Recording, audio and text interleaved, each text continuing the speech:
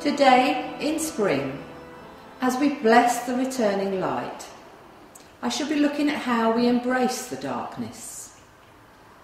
This is not the darkness that we value, the darkness of the night which eases us into nourishing sleep, or the darkness of the earth which holds the growing flower.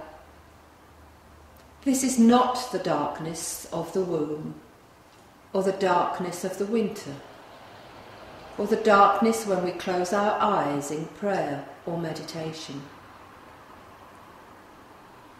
First, I will read The Guest House by Rumi. This being human is a guest house. Every morning is a new arrival, a joy, a depression, a meanness. Some momentary awareness comes as an unexpected visitor. Welcome and entertain them all, even if they are a crowd of sorrows, who violently sweep your house empty of your furniture. Still, treat each guest honourably. He may be clearing you out for some new delight. The dark thought, the shame, the malice. Meet them at the door laughing and invite them in. Be grateful for whoever comes, because each has been sent as a guide from beyond. One thing that troubles me about the way that people sometimes describe their spiritual experiences is the focus on that which we find pleasurable in life. For example, viewing the glories of creation in a flower or a landscape, in our beloved or in art. We either forget the other bits of life or perhaps ascribe some devilish intent to the non-pleasurable or those things we find ugly. And yet, if a life is to be lived truly, with integrity, in balance and with wisdom, then it must be lived whole. And if our spiritual selves are not turned on and off as a convenience, for example, seeing the divine in a rose but not in a slug, then spirituality and our spiritual lives have to be as alive in the darkness as they are in the light. So what kind of darkness am I looking at today?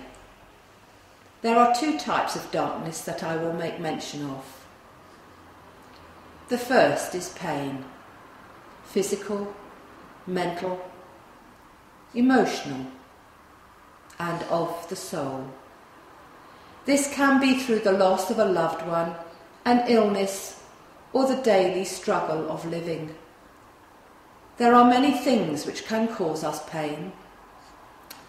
Then there are the pains which seem to be so deep and so fundamental. The loss of faith, the loss of purpose, the dark night of the soul. These are the experiences which can undermine our whole sense of self. The second theme is the shadow, a term used by Carl Jung, who said, "It is composed of all those aspects of ourselves that have a tendency to make us uncomfortable with ourselves." I think it is relatively easy for us to grasp the usefulness of pain in our spiritual development. When we look back on our lives, most of us, I am sure, can identify learning and change following a traumatic or painful experience.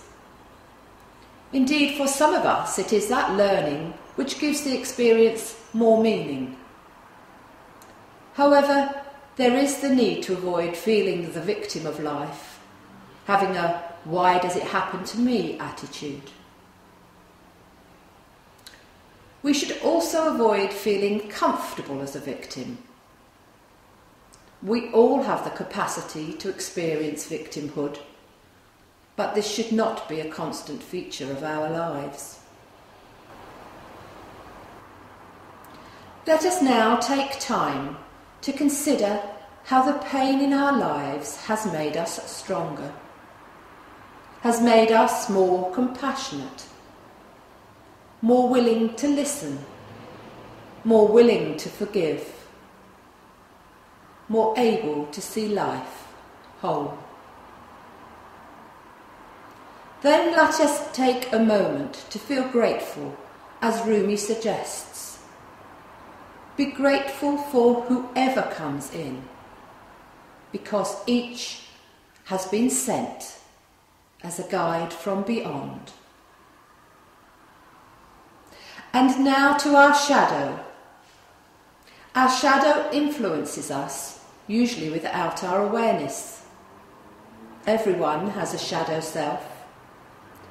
I think one of the problems with our shadows is that they make us think of ourselves as perpetrators or wrongdoers rather than as victims, which many painful experiences can make us feel like. It is more comfortable to think of ourselves as the ones who are hurt, rather than the ones who do the hurting. Recognising our shadows can be difficult. We have often hung on to illusions about who we are for many years. I am now going to ask you to do a little exercise. You might want to make sure you have pen and paper to hand. If you do, then press the pause button now. Please do not overthink this, but respond with what first comes into your head. And the question is, what annoys, and I mean really annoys, what annoys you most about your partner, your parent, your child, or your best friend? What annoys you most about people in general? Now sit with this and explore in the safety of where you are how this characteristic plays out in your personality and in your life. Acknowledging and then welcoming our shadows can have a very healing effect. The more we accept our imperfections and our ability to hurt others as well as ourselves, the more conscious we can become of what we do and the motivations behind our actions. Carl Jung wrote, "The less the shadow is embodied in an individual's conscious life, the blacker and denser it is." The aim of life could be seen to be progressing towards wholeness, to be that person that we were meant to be. Discovering this is life's journey.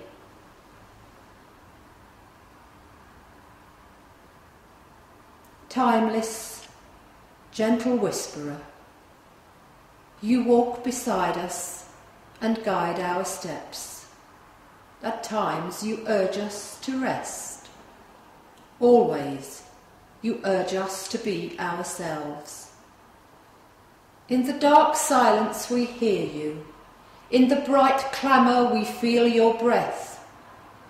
We know that to live fully we must be our true selves, unadorned and naked.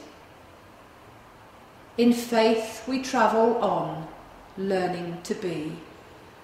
May we feel a connection with the wisdom of the ages, grateful that we are one small part of it, one small spark ignited with grace. Timeless, gentle whisperer, you walk beside us and guide our steps.